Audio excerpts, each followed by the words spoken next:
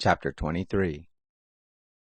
In the 7th year Jehoiada strengthened himself, and took the captains of hundreds, Azariah the son of Jeroram, and Ishmael the son of Johanan, and Azariah the son of Obed, and Maaseiah the son of Adiah, and Elishaphat the son of Zichri, into covenant with him.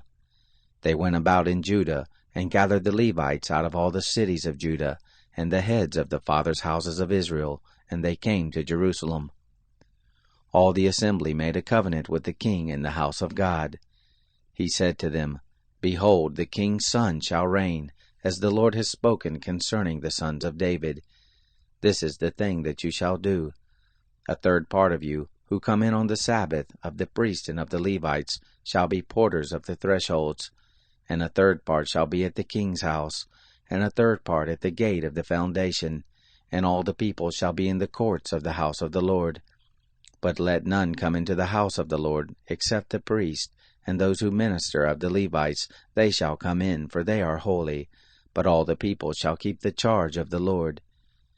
The Levites shall compass the king round about, every man with his weapons in his hand, and whoever comes into the house, let him be slain, and you be with the king when he comes in and when he goes out.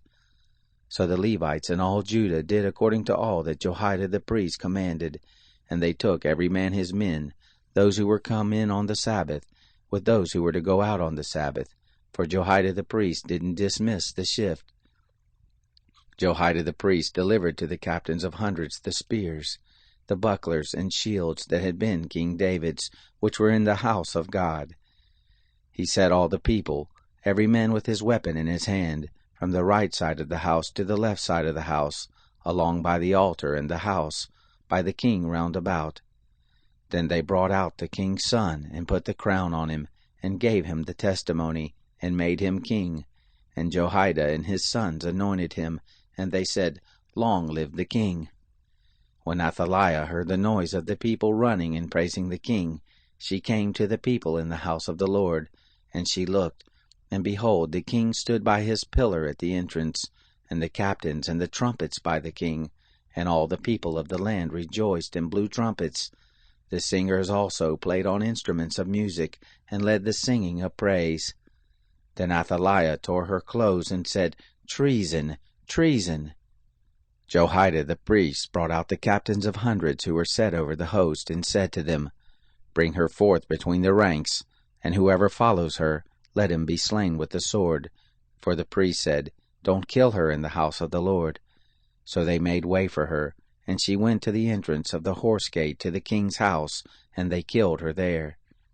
Jehoiada made a covenant between himself and all the people and the king, that they should be the Lord's people.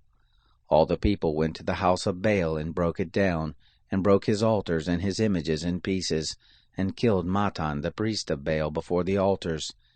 Jehoiada appointed the officers of the house of the Lord under the hand of the priests the Levites, whom David had distributed in the house of the Lord, to offer burnt offerings of the Lord, as it is written in the law of Moses, with rejoicing and with singing, according to the order of David. He set the porters at the gates of the house of the Lord, that no one who was unclean in anything should enter in. He took the captains of hundreds, and the nobles, and the governors of the people, and all the people of the land, and brought down the king from the house of the Lord, and they came through the upper gate to the king's house, and set the king on the throne of the kingdom. So all the people of the land rejoiced, and the city was quiet. Athaliah they had slain with the sword.